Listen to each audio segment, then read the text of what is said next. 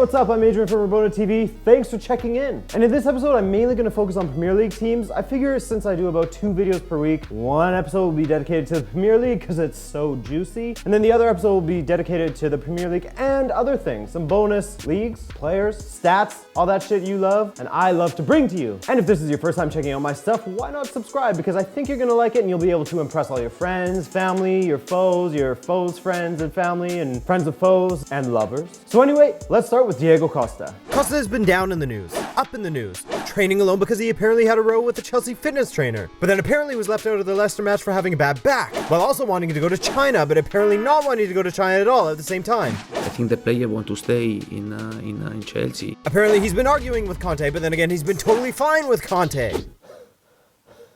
So basically what I'm trying to say is that there's a lot of stuff floating around his name right now, and the majority of it probably isn't even factual. And that's likely what his celebration was all about after he scored.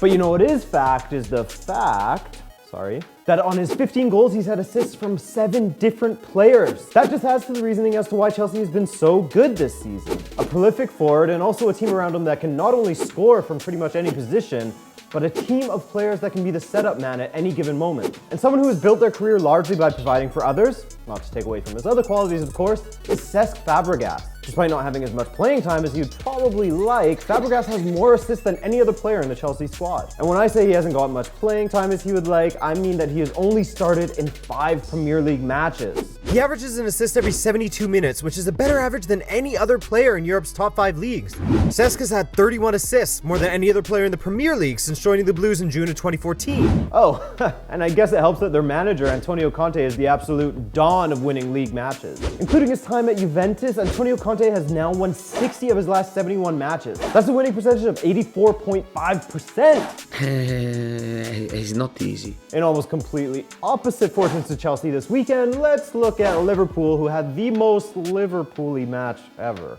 Typically, Liverpool has been a big game team. No matter how well their season's going, they usually step it up against more renowned opposition, but then when they play against, how do I put this, teams they shouldn't struggle against, they fail. For example, this season, Liverpool's 3 league losses have come against teams exclusively in the lower half of the table.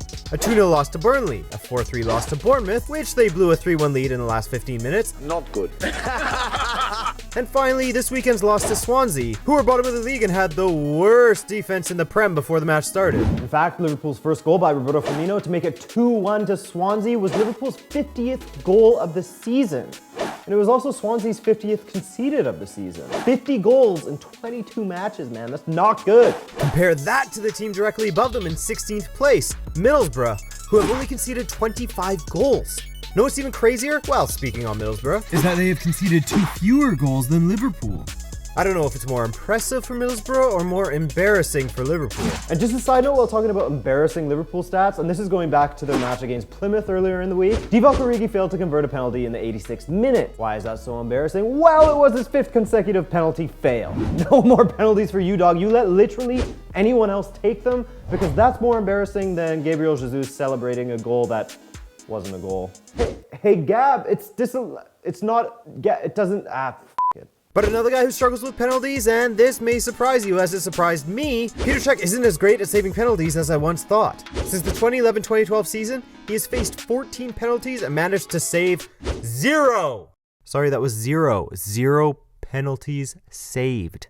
What? Now, whether this next stat is embarrassing or not is not really for me to judge, but Arsenal, renowned for not having too many Englishmen in their squad, fielded a starting 11 with no Englishmen again for the 149th time in their win against Burnley. Every other Premier League side combined has fielded a starting 11 without an Englishman on only 122 occasions. If there's any Arsenal fans in the comments section, how do you feel about that, honestly? And one last quick stat from the Premier League this weekend, Arsenal's Granit Xhaka, still talking about Arsenal, and his red card problem. Swiss Master Granit has been sent off twice in the Premier League this season for Arsenal, but in the last season and a half, he's been sent off 5 times. That's more than anyone else in Europe. Yes, even more than Sergio Ramos. And in total in the last 3 years, he has been sent off 9 times. Great player, but he can cause more harm than good to his own team at times. But that's it for this episode, guys. Again, thank you for watching. Be sure to follow me on Instagram. It's in the description below. And also check out the dude who made the music for this video. Peace, guys, and I'll see you soon.